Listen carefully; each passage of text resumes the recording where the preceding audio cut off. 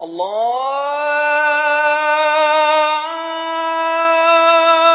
أكبر الله أكبر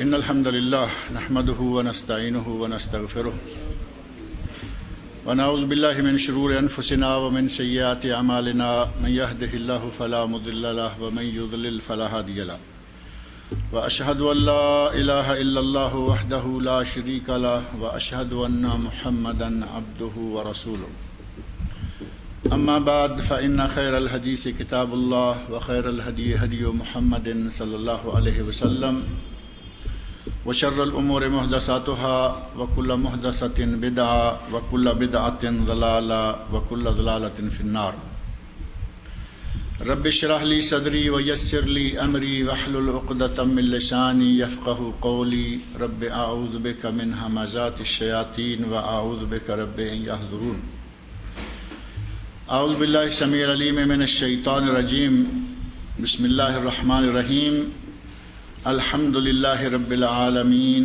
الرحمن الرحيم مالك يوم الدين إياك نعبد وإياك نستعين اهدنا الصراط المستقيم صراط الذين أنعمت عليهم غير المغضوب عليهم ولا الضالين آمين۔ قرآن کریم کی تلاوت کے اعتبار سے پہلی سورۃ الفاتحہ ہے، اور اسی اعتبار سے ہی اس کو فاتحہ بھی کہا گیا، جیسا کہ پچھلے درس میں یہ بات قدر تفصیل سے آ گئی تھی کہ قرآن کریم کا چونکہ اسی سے آغاز ہوتا ہے، اسی سے ابتدا ہوتی ہے، اور یہی فاتحہ کا معنی بھی ہے۔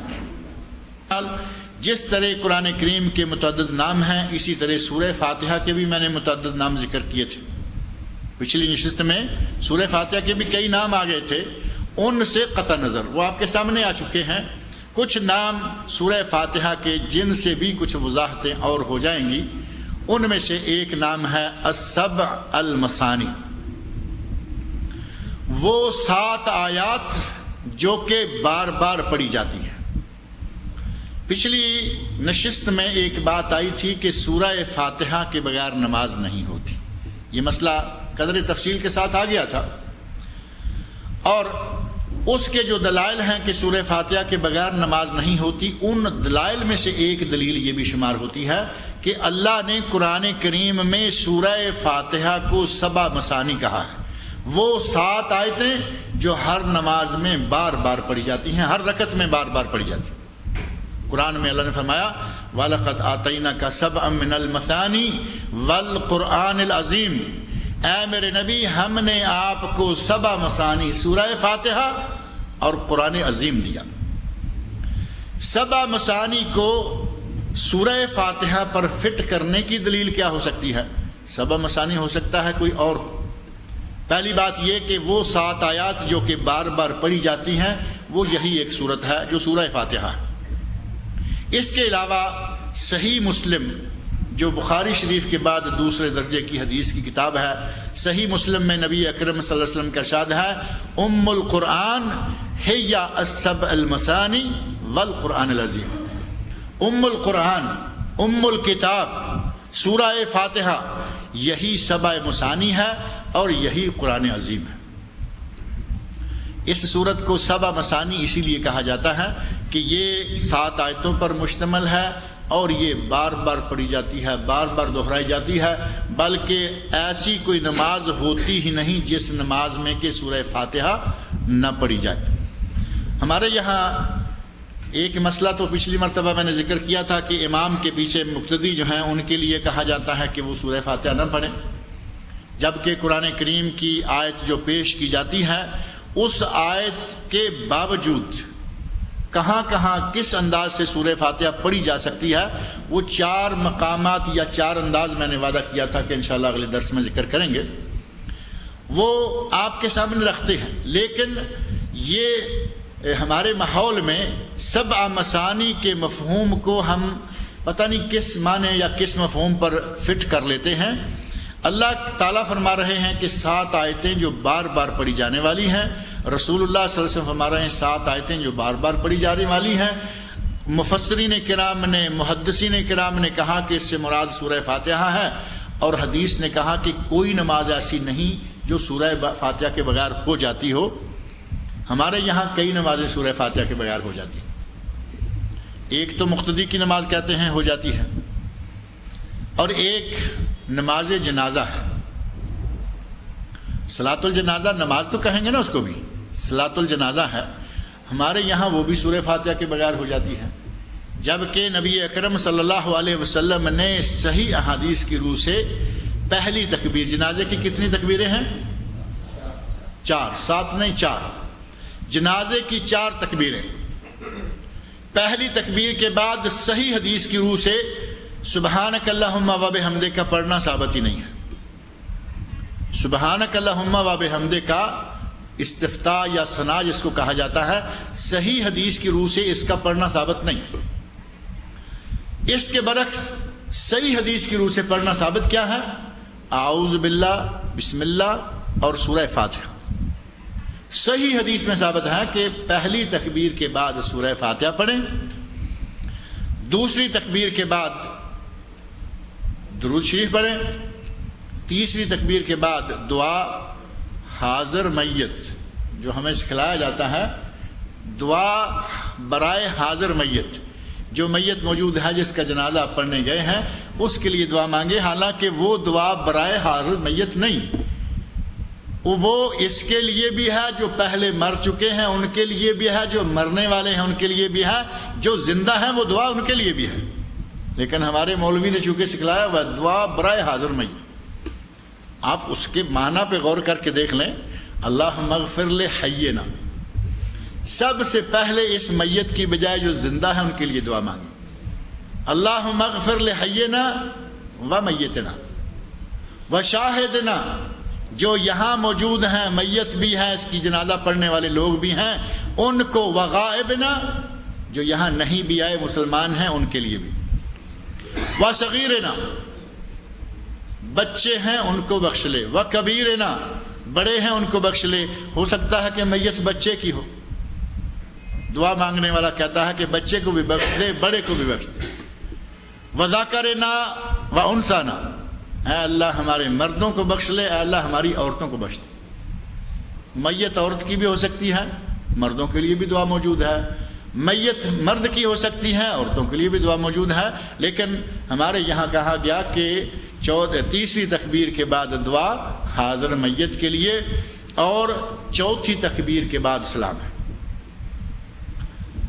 وہاں صحیح حدیث میں اس ترتیب سے نماز جنازہ ہے، اور ہمارے لوگوں نے وہاں سے سورہ فاتحہ نکال دی، اور سورہ فاتحہ کو اتنی جگہوں پر ڈال دیا، سورہ فاتحہ کو اصل جگہ سے نکال دیا اور اسے اتنی جگہ پہ ڈال دیا کہ جب تک آپ کسی کے یہاں جا کر تعزیت کرتے ہوئے فاتحہ کا لفظ نہ کہیں گے تو آپ کی تعزیت شمار نہیں ہوگی۔ کسی کے یہاں جب جاتے ہیں تو جاتے کیا کہا جاتا ہے؟ فاتحہ پڑھیے، فاتحہ کہیے۔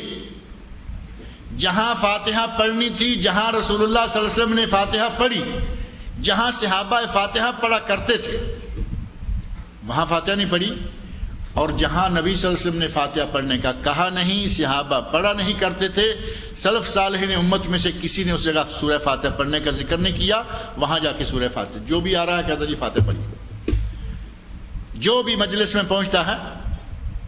اور پھر بڑا ہمارے یہاں بڑا اسپیشل انداز ہوتا ہے، چونکہ یہ ایک رسم ہے، شریعت سے تو یہ باتیں ثابت نہیں ہے، اس انداز سے رسم ہے، اس رسم کو پورا کرنے کے لیے ایک ایسا انداز اختیار کیا جاتا ہے کہ جیسے کوئی آدمی حاضری لگوا رہا، 2 آدمی آ گئے، مجلس تعزیت جو ہے وہ لوگ بیٹھے ہوئے ہیں، چادریں بچھی ہیں، جو بھی انداز ہمارے یہاں ہوتا ہے، 2 آدمی اکٹھے آ جائیں تو ایک نے آتے ہی پہلے بیٹھتے ہی کہا جی فاتحہ پڑھیں یا دعا کریں، سب نے ہاتھ اٹھائے، وہاں کوئی ادب آداب دعا کے ان کو ملحوظ نہیں رکھا جاتا، آپ کے علم میں ہے کہ سگریٹ پی رہے ہیں، حقہ پی رہے ہیں، جو کچھ جس جگہ سے تمباکو نوشی کا جو انداز ہے وہ چل رہا ہے. اب آدمی آیا، اس نے کہا دعا مانگیے یا فاتحہ پڑھیے، اسی وقت فاتحہ شروع ہوئی.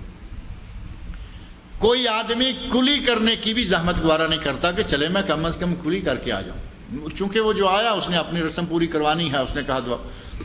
اب یہ چونکہ دو آدمی آئے تھے، ایک نے کہا دعا کیجئے، اس کی آواز تو ظاہر کہ سب میں پہنچ گئی. دوسرے نے سوچا کہ شاید ہماری آواز ان کو نہیں پہنچی، کیا پتا کہ دوسرا ساتھ میں کون ہے. وہ پھر ایک مرتبہ نعرہ لگاتے ہیں، جی ایک مرتبہ پھر فاتحہ پڑھیے. جگہ جگہ قدم قدم پر موقع موقع کئی دن بلکہ 40 دن اور پھر اس کے بعد ماہانہ سالانہ فاتحہ پڑھتے رہیں گے. جہاں کہیں بھی سورہ فاتحہ پڑھنے کی کوئی ضرورت نہیں، کوئی ثابت نہیں. جہاں ثابت تھی پہلا مقام وہاں سورہ فاتحہ چھوڑ کے آگے. ہماری نمازیں کچھ اس طرح کی بھی ہیں جو لوگوں کی سورہ فاتحہ کے بغیر ہو جاتی ہیں، جبکہ نبی صلی اللہ علیہ وسلم نے شاہ مایا لا صلاۃ لمن لم یقرأ بفاتحۃ الکتاب، جو سورہ فاتحہ نہیں پڑھتا اس کی نماز نہیں ہوتی. اللہ رب العزت نے اس سورہ فاتحہ کو السبع المثانی، السبع من المثانی بھی قرار دیا ہے کہ یہ 7 آیتیں وہ ہیں جو بار بار پڑھی جاتی ہیں. اور سورہ فاتحہ کے بغیر نماز نہیں ہوتی، جو کہ ہمارا اصل موضوع پچھلی نشست سے چل رہا ہے. اسی حوالے سے ایک اور نام ہے سورہ فاتحہ کا جو کہ صحیح مسلم شریف میں وارد ہوا ہے، اور وہ ہے الصلاۃ. سورہ فاتحہ کا ایک نام ہے الصلاۃ، اور یہ نام کسی عام روایت میں نہیں آیا بلکہ صحیح مسلم کی حدیث کے اندر یہ نام موجود ہے.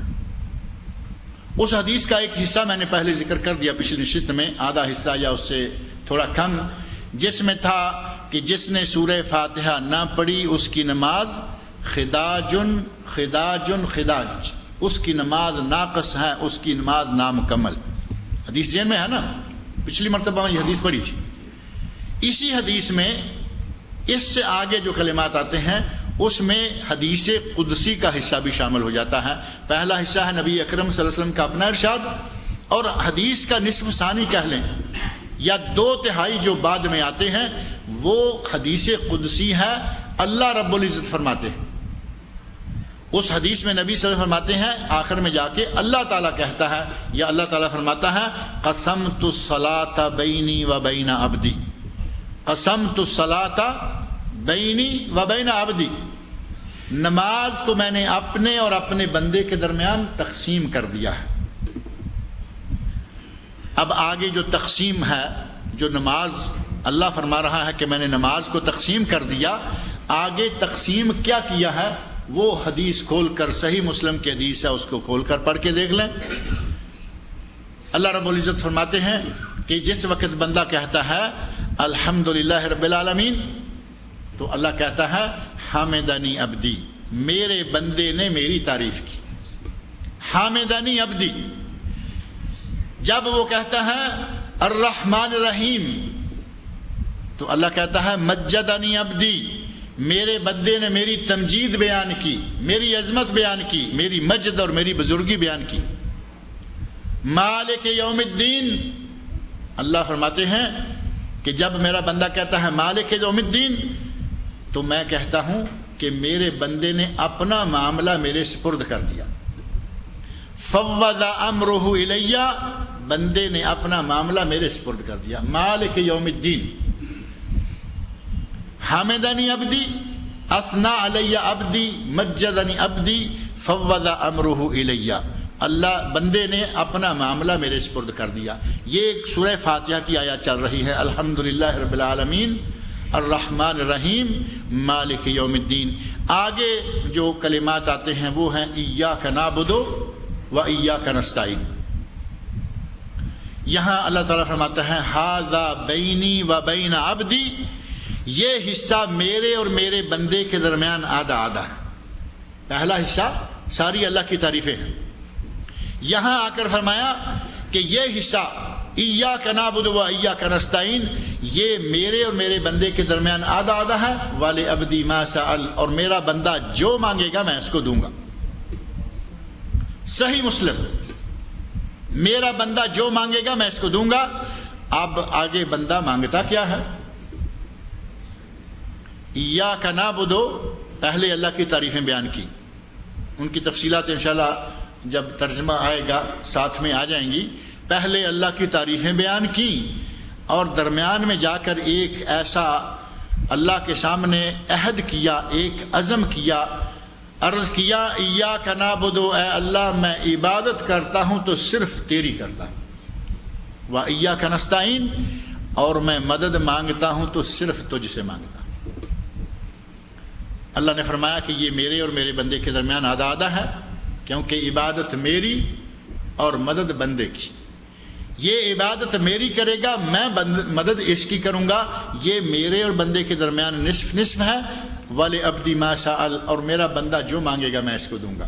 آگے بندے نے مانگنا کیا شروع کر دیا؟ اهْدِنَا الصِّرَاطَ الْمُسْتَقِيمَ صِرَاطَ الَّذِينَ أَنْعَمْتَ عَلَيْهِمْ غَيْرِ الْمَغْضُوبِ عَلَيْهِمْ وَلَا الضَّالِّينَ۔ بندے نے کہا اهْدِنَا الصِّرَاطَ الْمُسْتَقِيمَ، اے اللہ میں صراط مستقیم چاہتا ہوں، مجھے اس صراط مستقیم کی طرف ہدایت عطا فرما۔ اللہ نے وعدہ فرمایا ہے وَلِعَبْدِ مَا سَأَلَ، میرا بندہ جو کچھ مانگے گا میں اس کو دوں گا۔ اس حدیث کا آخری فقرہ یہی ہے کہ بندے نے جو کچھ مانگا میں اس کو دے دوں گا۔ آگے حدیث ختم ہو گئی۔ اب اس حدیث کے جو درمیان سے کلمات شروع ہوئے ہیں قسمت الصلاۃ بینی و بین عبدی، اب ذرا تھوڑا سا ان پر غور فرمائیں۔ اللہ نے فرمایا تھا کہ میں نے نماز کو اپنے اور بندے کے درمیان آدھا آدھا کر دیا ہے، اور جو آدھے آدھی کی تقسیم کی ہے وہ کیا چیز تقسیم کی ہے؟ سورۃ الفاتحہ۔ یہ جو تقسیم کی ہے کہ یہ میرے لیے، یہ میرے بندے کے لیے، یہ میرے لیے، یہ میرے بندے کے لیے، اس تقسیم میں کیا چیز رکھی گئی ہے؟ سبحانک اللہم و بحمدک سے لے کر رب اجعلنی مقیم الصلاۃ تک نماز تو یہ ہے نا، سبحانک اللہم و بحمدک اللہم باعد بینی و بین خطایا، یہاں سے نماز شروع ہوتی ہے۔ پھر سورہ فاتحہ، اعوذ باللہ، بسم اللہ، سورہ فاتحہ، کوئی دوسری سورت، پھر رکوع، قومہ، سجدے، جلسہ بین سجدتین، التحیات اور درود شریف، اور آخر میں دعا۔ نماز تو تھی یہ۔ اگر اس حدیث میں آگے کا سلسلہ بھی ہوتا تو ہم کہتے کہ نماز تقسیم صاف ہے، لیکن یہاں اللہ نے فرمایا ہے قسمت الصلاۃ بینی و بین عبدی، اور تقسیم کی ہے صرف سورہ فاتحہ۔ اس کا معنی یہ ہوا کہ اللہ رب العزت نے اور رسول اللہ صلی اللہ علیہ وسلم نے سورہ فاتحہ کو نماز کا نام بھی دیا ہے کہ یہ نماز، سورہ فاتحہ ہی صلاۃ ہے، سورہ فاتحہ ہی نماز ہے۔ اب اللہ کہے کہ میں نے نماز کو بانٹ دیا اور نماز بانٹی تو سورہ فاتحہ بانٹی۔ رسول اللہ صلی اللہ علیہ وسلم صحیح سند کے ساتھ صحیح مسلم میں کہیں کہ اللہ نے نماز بانٹ دی ہے اور بانٹی سورہ فاتحہ، اور ہم نماز پڑھیں تو سورہ فاتحہ کو ڈراپ کر دیں، نماز کے دوران سورہ فاتحہ ہی نہ پڑھیں۔ جس چیز کا نام نماز رکھا گیا ہے وہی نہ پڑھیں گے تو پھر وہ چیز کیا ہوگی؟ میری بات سمجھ میں آ رہی ہے نہیں؟ اللہ نے، اللہ کے رسول نے فاتحہ کو نماز کا نام دیا ہے۔ صلاۃ اور نماز تو ایک ہی بات ہے نا، اور جب ایک نمازی فاتحہ ہی نہیں پڑھتا تو پھر اس کی نماز کیا ہوگی؟ بہرحال اور بہت سارے دلائل اس بات کے موجود ہیں کہ سورہ فاتحہ آدمی کو پڑھنی چاہیے چاہے کچھ بھی ہو، اور اس قرآن کریم کی سورہ فاتحہ کے اور بہت سارے نام ہیں، بڑے بڑے عظیم نام ہیں، ان میں سے ہی ایک نام ہے اعظم سورہ فی القرآن۔ سورہ فاتحہ کا ایک نام ہے اعظم سورہ فی القرآن۔ پچھلی مرتبہ ایک حدیث آئی تھی کہ ایک فرشتہ جو پہلے کبھی نازل نہیں ہوا تھا، ایک دروازہ جو کبھی پہلے کھلا نہیں تھا۔ ایک حدیث میں نبی صلی اللہ علیہ وسلم نے فرمایا اعظم سورہ فی القرآن۔ صحابی ہیں، وہ نماز پڑھ رہے ہیں، نبی اکرم صلی اللہ علیہ وسلم نے ان کو آواز دی اور وہ آئے نہیں۔ وہ نماز پڑھ رہے ہیں مسجد میں، کسی جگہ کونے میں ہیں، کہاں ہیں، آپ نے بلایا اور وہ آئے نہیں۔ جب انہوں نے سلام پھیرا تو نبی صلی اللہ علیہ وسلم کی خدمت میں حاضر ہو گئے، اور جس وقت پہنچے تو کہا لبیک یا رسول اللہ. نبی صلی اللہ علیہ وسلم نے فرمایا کہ میں نے تمہیں بلایا تھا تو تم آئے کیوں نہیں؟ تو ظاہر ہے کہ ان کا عذر ہمیں تو بہرحال معقول نظر آتا ہے. انہوں نے عرض کیا یا رسول اللہ میں نماز پڑھ رہا تھا. تو نبی اکرم صلی اللہ علیہ وسلم نے سورہ انفال کی آیت پڑھی یا ایھا الذین آمنوا، اے ایمان والو جس وقت تمہیں اللہ اور اس کا رسول بلائے تو فوراً چلے آؤ. جس وقت تمہیں اللہ اور اس کا رسول بلائے تو فوراً چلے آؤ. اگر کوئی نفل نماز بھی پڑھ رہا ہے رسول اللہ صلی اللہ علیہ وسلم آواز دیں فوراً چھوڑیں اور آپ کی خدمت میں حاضر ہو جائیں. میں تم نے وہ پڑھا نہیں، اللہ کا ارشاد ہے کہ اللہ بلائے اللہ کا رسول بلائے سب کام چھوڑ کے آ جاؤ. بہرحال اس ادب کو سکھلانے کے بعد نبی صلی اللہ علیہ وسلم نے ان سے فرمایا سأعلمنك اعظم سورة فی القرآن قبل ان تخرج من المسجد. تمہیں میں مسجد سے نکلنے سے پہلے اس مسجد سے نکلنے سے پہلے ایک ایسی صورت سکھلاؤں گا جو کہ قرآن کریم کی عظیم ترین صورت ہے، اعظم سورۃ فی القرآن. اس کے بعد نبی اکرم صلی اللہ علیہ وسلم بھی کسی سلسلہ میں مشغول ہو گئے، صحابی بھی مشغول، لیکن صحابی کے ذہن میں اب یہ بات جو ہے وہ جمی ہوئی ہے کہ مجھے مسجد سے نکلنے سے پہلے نبی صلی اللہ علیہ وسلم کچھ سکھلائیں گے اور وہ اعظم سورہ فی القرآن ہو. نبی اکرم صلی اللہ علیہ وسلم واقعتاً اب یہ بات کہی تھی اور اس کے بعد آپ اٹھ کے نکلنے لگے تو صحابی نے روکا. کہا یا رسول اللہ آپ نے فرمایا تھا کہ میں تمہیں قرآن کی عظیم ترین صورت مسجد سے نکلنے سے پہلے سکھلاؤں گا اور آپ تشریف لے جا رہے ہیں. تو وہ نبی اکرم صلی اللہ علیہ وسلم نے کون سی صورت بتائی؟ فرمایا الحمدللہ رب العالمین. سورہ فاتحہ قرآن کی عظیم ترین صورت. اس سورہ فاتحہ کو جس کے نام سے پتہ چل رہا ہے کہ اس کو کہیں بھی اس سے کہیں بھی جان چھڑانے کی کوشش نہیں کرنی چاہیے، اس کو پڑھنا چاہیے. اب آتے ہیں پچھلے درس کے ساتھ وہاں ٹانکا لگاتے ہیں جہاں جا کے بات چھوڑی تھی جاتے ہوئے کہ قرآن کریم کی آیت جو پڑھی جاتی ہے کہتے ہیں کہ جب قرآن پڑھا جائے فَإِذَا قُرِئَ الْقُرْآنُ فَاسْتَمِعُوا لَهُ وَأَنصِتُوا لَعَلَّكُمْ تُرْحَمُونَ کہ جب قرآن پڑھا جائے تو غور سے سنو، خاموش رہو تاکہ تم پر رحم کیا جائے. اس قرآن کی آیت کی روح سے مقتدی کو سورہ فاتحہ نہیں پڑھنی چاہیے. اب پہلی بات یہ ہے کہ ظہر اور عصر کی دو نمازیں تو پھر اس کھاتے سے نکل گئیں. ظہر اور عصر ان دو میں تو امام اگر پڑھ بھی رہا ہے اور یقیناً پڑھتا ہے لیکن کوئی سن نہیں رہا، اس وقت کوئی سن نہیں رہا.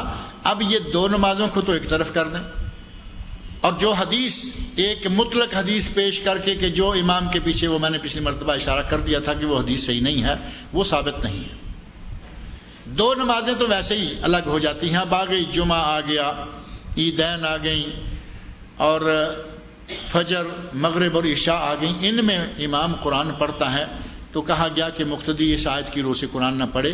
میں نے عرض کیا تھا کہ یہ آیت کسی مولوی پر نازل نہیں ہوئی تھی، یہ آیت رسول اللہ صلی اللہ علیہ وسلم پر نازل ہوئی تھی.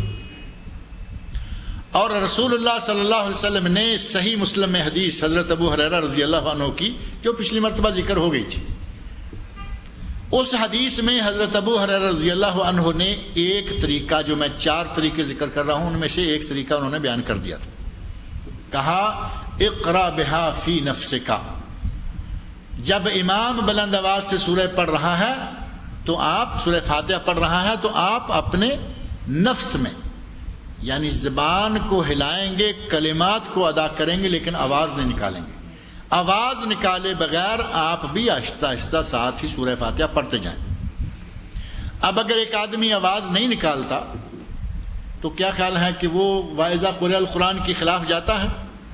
نہیں جاتا. امام صاحب بلند آواز سے پڑھ رہے ہیں، وہ توجہ کے ساتھ اسے سن بھی رہا ہے اور اپنی زبان سے ساتھ ساتھ پڑھتا بھی جا رہا ہے. پاک و ہند، بر صغیر، بلکہ اگر یہ کہا جائے کہ عرب ممالک، ان میں بھی ایک شخصیت، بڑی معروف شخصیت ہیں اور وہ ہیں شاہ ولی اللہ محدث دہلوی رحمۃ اللہ علیہ. شاہ ولی اللہ جن کو اللہ رب العزت نے یہ مقام عطا کیا کہ ہندوستان میں یہ قرآن کریم صرف قسمیں اٹھانے کے لیے تھا کہ جب کبھی قسم اٹھانے کی ضرورت پڑے، جس نے قسم اٹھانی ہے کہا کہ اس کے سر پہ قرآن رکھو اور کہو کہ اب قسم کھاؤ، یہ اسی کام آیا کرتا تھا۔ طاقوں میں سجایا جاتا ہوں، قسموں میں اٹھایا جاتا ہوں۔ علامہ اقبال نے جو شکوہ اور جواب شکوہ لکھا اس میں کہا اللہ کے سامنے قرآن نے شکایت کی کہ یا اللہ مجھے یا تو سنبھال کے خوبصورت اچھے چمکدار کپڑے میں اور اس کے اوپر کوئی زری کی پٹیاں بھی لگا کر، آپ نے قرآن کریم کے غلاف دیکھے ہیں نا، قرآن کریم کے غلاف کے لیے زرق برق چمکدار کپڑا اور پھر اوپر کہیں نہ کہیں وہ پٹیاں بھی اس کی امبرائڈری کی وہ بھی لگی ہوئی ہیں، سجا بنا کے اوپر رکھ دیا اور اتنا اوپر رکھ دیا کہ جب تک قسم اٹھانے کی نوبت نہ آئے وہاں سے اتارنا ہی نہیں ہوتا۔ کہا یہ کہ قرآن کریم کی بے ادبی نہ ہو، نیچے رہے گا تو پیچھا ہوگا، پیچھا ہوگا تو بے ادبی ہوگی، اس کو اونچا رکھیں، ہمارے ہاتھوں سے ہماری دسترس سے وہ باہر نکل جاتا۔ بڑی ہمت ماری کسی نے تو رمضان المبارک میں اتار لیا۔ رمضان المبارک قرآن کیا 11 مہینوں کے بعد صرف 1 مہینہ کے لیے نازل ہوا تھا کہ صرف رمضان میں اس کو پڑھ لیا کر، رمضان میں پڑھ لیں گے، قسم اٹھانے کی ضرورت پڑتی ہے تو اتار لیتے ہیں، ورنہ اس قرآن کریم کو پڑھا ہی نہیں جاتا۔ قرآن کریم پڑھنے کے لیے ہے، اس کو پڑھنا چاہیے۔ ہندوستان میں قرآن کریم کو پڑھنے کا صحیح انداز، صحیح فکر اگر کسی انسان نے پیدا کی تو وہ شاہ ولی اللہ محدث دہلوی رحمۃ اللہ علیہ۔ انہوں نے حج کے سفر پر آئے اور یہاں آ کر انہوں نے قرآن کریم پڑھا۔ پہلے قرآن کریم کو عرب علماء سے حرمین شریفین میں پڑھا اور یہاں سے واپس جا کر انہوں نے قرآن کریم کے معانی کا ترجمہ فارسی زبان میں کیا۔ پہلے کوئی کسی دوسری زبان کا ترجمہ بھی معروف نہیں تھا، فارسی زبان میں پہلے نمبر پر ترجمہ کیا۔ اور ہمارے مولویوں میں سے بہت سارے مولوی جنہیں اپنی روزی روٹی پر کچھ خطرات نظر آنے لگے، انہوں نے شاہ ولی اللہ محدث دہلوی رحمۃ اللہ علیہ پر کفر کا فتویٰ لگا دیا۔ انہوں نے کہا ولی اللہ کافر ہو گیا ہے، قرآن کو فارسی میں کر دیا، قرآن کو فارسی میں کر دیا۔ آج دیکھیں آپ سعودی عرب حکومت کو اللہ نے یہ شرف دیا ہوا ہے کہ دنیا کی ہر زندہ زبان میں وہ قرآن کے ترجمے کر کے شائع کر رہے ہیں، چھاپ رہے ہیں اور فری بانٹ رہے ہیں، بک بھی رہا ہے، فری بھی بٹ رہا ہے۔ لیکن وہاں پہلا ترجمہ گیا تو شاہ ولی اللہ کو نعوذ باللہ کافر قرار دے دیا۔ شاہ ولی اللہ نے فارسی میں، اور اللہ رب العزت کی طرف سے ان کا شرف دیکھیں، انہی کے بیٹوں میں سے شاہ عبدالعزیز محدث دہلوی تفسیر عزیزی اور قرآن کریم کا ترجمہ ان کا ہے، شاہ رفیع الدین محدث دہلوی قرآن کریم کا ترجمہ اور مختصر تفسیر ان کی ہے، عزیزی کافی مفصل ہے، اور ایک ترجمہ جو ہمارے گھروں میں عموماً بکثرت پایا جاتا ہے وہ ہے شاہ عبد القادر محدث دہلوی کا ترجمہ۔ 3 بیٹے اللہ رب العزت نے اس محدث کو 3 بیٹے مفسرین قرآن دیے، وہ محدث اور مفسر اور فقیہ، اللہ نے بچے مفسر قرآن دیے، انہوں نے 3 نے اس کو اردو زبان میں کیا۔ اب اس مولویوں کے حساب سے تو یہ اس سے بھی بڑا کفر ہونا چاہیے، اس زمانے میں فارسی تو چونکہ سرکاری زبان تھی، اردو سرکاری بھی نہیں تھی۔ اس خاندان کا بر صغیر پر بہت بڑا احسان ہے کہ انہوں نے لوگوں کے قریب کتاب اللہ کو لوگوں کے دماغوں کے قریب کیا کہ یہ صرف چومنے چاٹنے، صرف آنکھوں پہ لگانے اور قسمیں اٹھانے کے لیے نہیں ہے، اس کو پڑھیں دیکھیں اس کے اندر کیا ہے۔ شاہ ولی اللہ محدث دہلوی رحمۃ اللہ علیہ کا ایک چوتھا بیٹا بھی تھا، اور وہ ہیں شاہ عبد الغنی رحمۃ اللہ علیہ۔ شاہ عبد الغنی رحمۃ اللہ علیہ عالم نہیں ہوئے، محدث نہیں ہوئے، مفسر نہیں ہوئے، وہ تاجر تھے، اور میں سمجھتا ہوں کہ یہ بھی ایک بڑی زبردست تقسیم تھی اس گھر میں اللہ کی طرف سے کہ 3 بیٹے دین سیکھ رہے ہیں، چوتھا بیٹا تجارت کر رہا ہے، روٹی بھی تو چاہیے نا۔ اللہ نے ان لوگوں کو کتنا فہم و فراست دیا ہوا تھا، 3 بیٹے محدث ہو گئے، چوتھا تاجر، لیکن چوتھا تاجر اللہ رب العزت نے اس کی اس طرح کسر نکالی کہ بر صغیر پاک و ہند میں علم توحید بلند کرنے والے شاہ اسماعیل شہید رحمۃ اللہ علیہ یہ شاہ عبد الغنی کے بیٹے.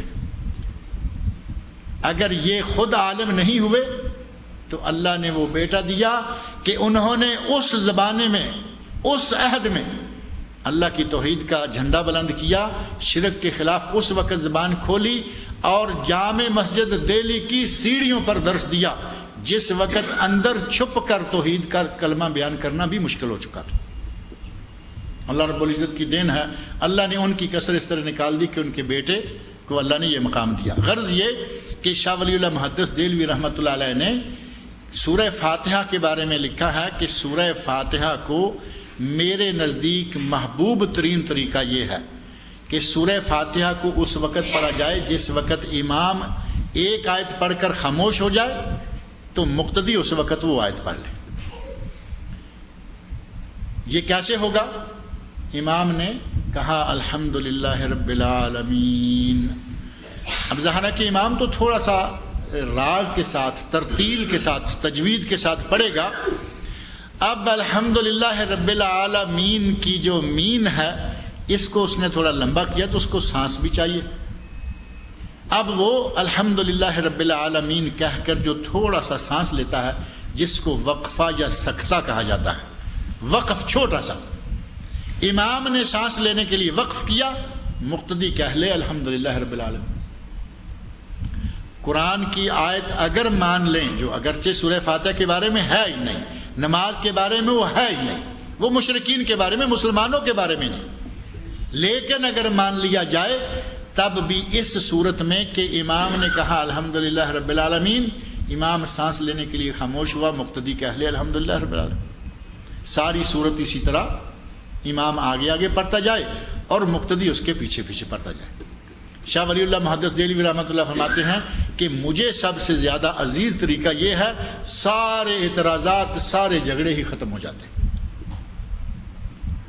اور یہ شاہ ولی اللہ وہ ہیں جن کو علماء احناف کہیں گے کہ یہ ہمارے عالم ہیں، شافعی کہیں گے کہ نہیں یہ تو ہمارے پیشوا ہیں، اور اہل حدیث کہیں گے کہ نہیں یہ تو ہمارے ہیں. اہل سنت کے نام سے ایک بہت بڑا طبقہ ہے جن کو سنت سے دور کا بھی کوئی تعلق نہیں، لیکن اہل سنت وہی، اپنا نام اہل سنت انہوں نے رکھا ہوا ہے. تمام تر بدعات اور خرافات کا مجمع وہ ہے. وہ کہیں گے شاہ ولی اللہ ہمارے ہیں. اللہ نے اتنا اس انسان کو مقام دیا کہ ہر انسان کے دل میں بستے، سب اپنی طرف کھینچ رہے ہیں. انہوں نے کہا کہ مجھے سب سے پیارا یہ ہے.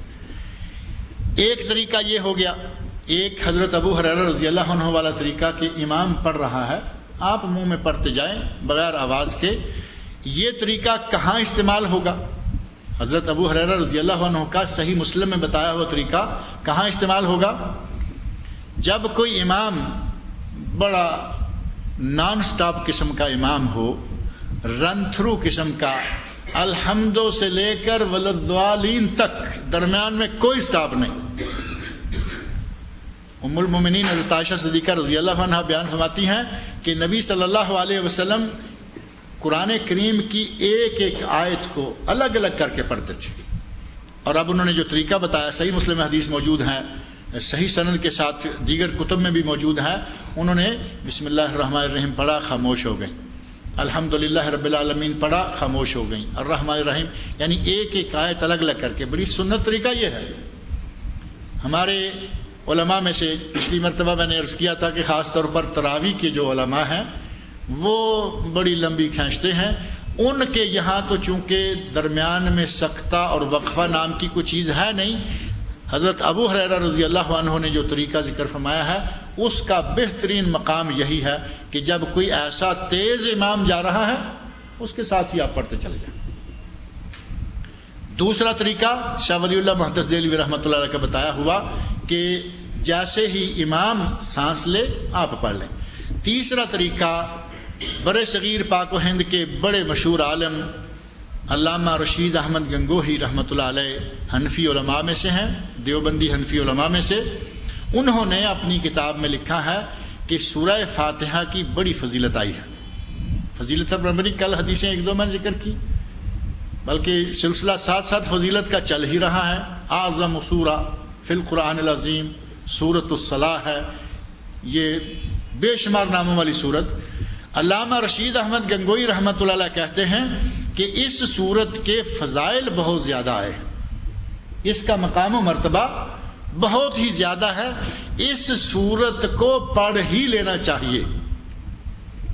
یہ وہابی عالموں میں سے نہیں ہیں، کئی لوگ کہتے ہیں کہ یہ امام کے پیچھے سورہ فاتحہ پڑھنے کا مشورہ دینے والے وہابی ہوتے ہیں، یہ وہابی نہیں ہے، یہ علماء احناف میں سے حنفی دیوبندی مسلک سے تعلق رکھنے والے، لیکن احادیث پڑھی، سورہ فاتحہ کی اہمیت کا اندازہ ہوا تو انہوں نے اس بات کو برملا لکھ دیا اپنی کتابوں میں، کہا سورہ فاتحہ کی اتنی فضیلت حدیث میں آئی ہے کہ اسے پڑھ ہی لینا چاہیے، اور یہ قدر قلیل آیات، یعنی چند آیات، اتنی لمبی ہے بھی نہیں، قدر قلیل آیات ہیں، انہیں پڑھ ہی لینا چاہیے، چاہے محل ثنا میں کیوں نہ پڑھ لیں۔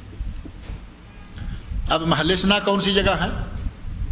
سبحانک اللہم و بحمدک، ثنا یہی ہے نا، حمد و ثنا، سبحانک اللہم و بحمدک و تبارک اسمک و تعالی جدک ولا الہ غیرک۔ اور اس کے ساتھ دوسری دعا ہے، اگر اس دوسری دعا کو بھی ساتھ رکھیں، اللہم باعد بینی و بین خطایا، تو یہ سورہ فاتحہ کے بقدر ہو جاتی ہے۔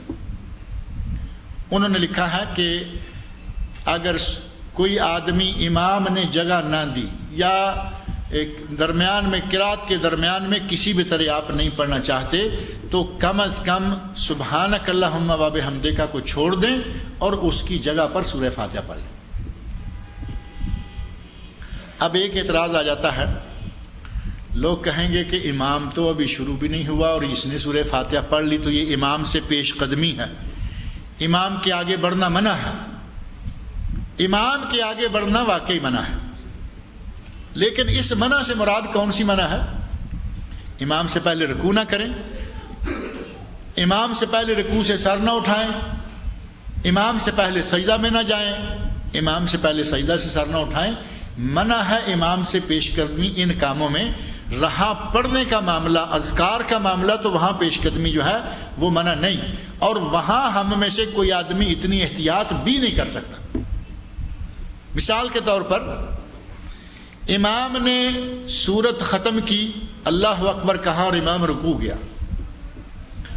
امام نے چونکہ سورت پڑھی تھی، لمبی پڑھی تھی، وہ آرام سے اب سبحان ربی العظیم سبحان ربی العظیم سبحان ربی 3 مرتبہ یا 5 مرتبہ امام نے آرام سے سبحان ربی العظیم کہا، اور کیا ہم بھی اسی طرح آرام سے ہی کہتے ہیں؟ امام کے 3 مرتبہ سبحان ربی العظیم کہنے سے پہلے ہم 7 کے قریب پڑھ چکے ہوتے۔ وہاں اگر پیش قدمی نہیں ہے، چونکہ امام خاموشی سے پڑھ رہا ہے، ہم بھی خاموشی سے پڑھ رہے ہیں، پیش قدمی والا کوئی اور پس قدمی والا کوئی مسئلہ نہیں ہے۔ بے عین ہی اسی طرح جب سبحانک اللہم و بحمدک کو چھوڑ دیں گے، وہاں سورہ فاتحہ کوئی پڑھ لے گا تو پیش قدمی والی کوئی بات نہیں ہے۔ پہلے سر اٹھانا، پہلے سر جھکانا، یہ منع ہے، اور اس حدیث میں صاف طور پر موجود ہے کہ تم میں سے کوئی شخص امام سے پہلے سر نہ اٹھائے، امام سے پہلے سر نہ اٹھائے، کہیں ایسا نہ ہو کہ اللہ اس کے سر کو گدھے کا سر بنا دے۔ حدیث میں یہ وعید موجود ہے، لیکن یہ ہے پہلے رکوع جانا، پہلے رکوع سے اٹھنا، پہلے سجدے کرنا، پہلے سجدے سے اٹھنا۔ بہرحال علامہ رشید احمد گنگوئی رحمۃ اللہ علیہ کی روح سے ان کے مشورہ کے مطابق اگر کسی جگہ نہیں پڑھتے تو سبحانک اللہم کو چھوڑ دیں اور یہاں سورہ فاتحہ پڑھ لیں، لیکن سورہ فاتحہ پڑھ لیں۔ 3 جگہ ہو گئی۔ اب سورہ فاتحہ کو پڑھنے کا چوتھا انداز جو میں نے عرض کیا تھا کہ 4 انداز ہیں، کوئی اختلاف نہیں بنتا، کسی آیت سے کلیش نہیں آتا، کسی دوسری چیز سے کلیش نہیں ہوتا، اور وہ چوتھا انداز ہے کہ جس وقت امام غیر المغضوب علیہم ولا الضالین کہہ کر آمین کہہ لیتا ہے، آپ بھی اس کے ساتھ آمین کہہ لیتے ہیں، تو یہاں ایک سکتہ ہے۔ اب یہاں عربوں میں سب امام تو نہیں، کچھ امام دیکھتے ہوں گے کہ وہ سکتہ کرتے ہیں، ولضالین آمین کے بعد وہ تھوڑی دیر کے لیے رک جاتے ہیں.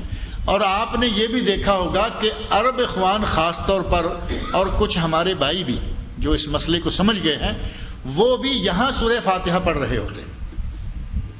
امام سکتے میں ہے, امام خاموش ہے, اور وہ یہ نہیں کہ امام بھول گیا ہوا ہے کہ اب آگے کیا کرنا ہے.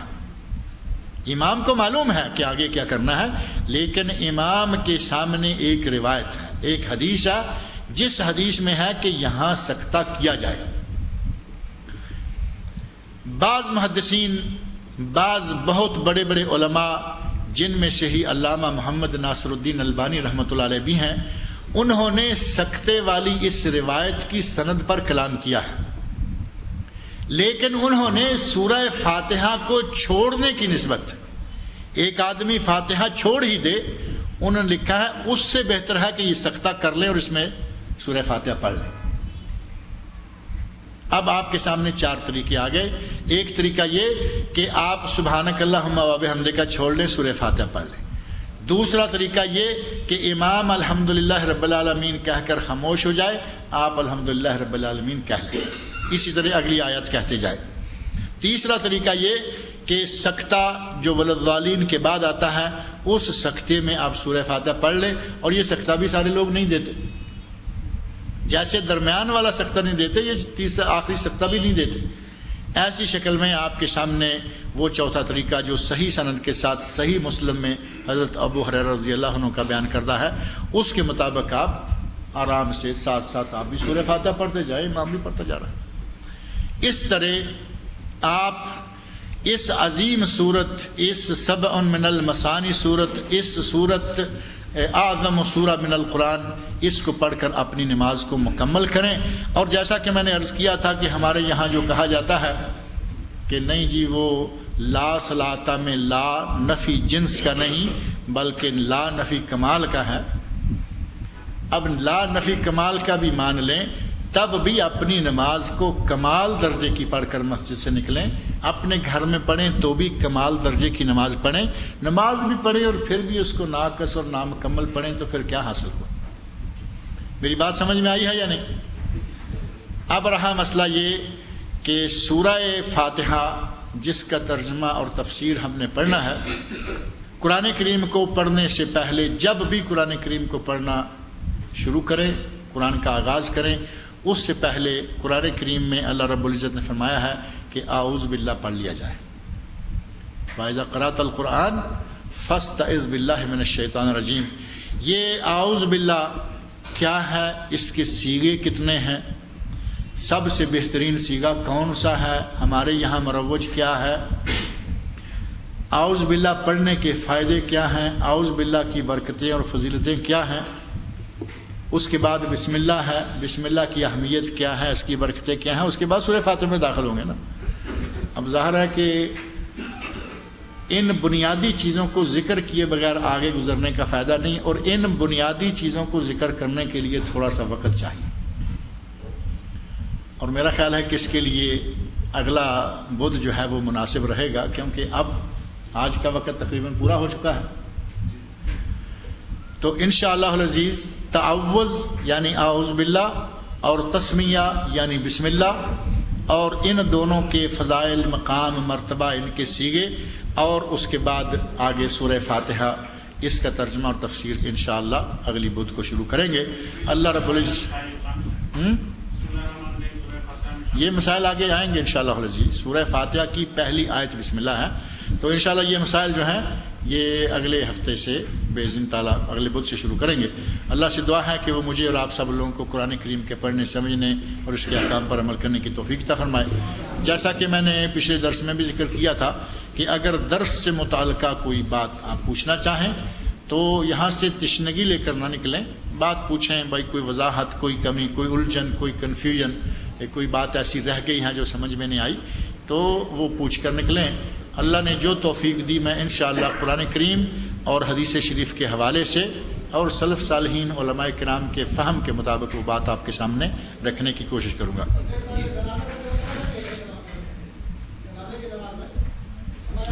جزاک اللہ خیر. ٹھیک ہے, بہت اچھا سوال کر لیا انہوں نے.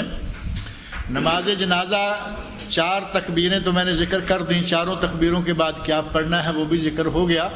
اور نماز جنازہ کے سلام کے بارے میں ہمارے یہاں پاک و ہند میں مروج یہ ہے کہ السلام علیکم ورحمۃ اللہ دائیں طرف اور السلام علیکم ورحمۃ اللہ بائیں طرف. صحیح احادیث میں یہ بھی ثابت ہے، صحیح احادیث میں یہ بھی ثابت ہے.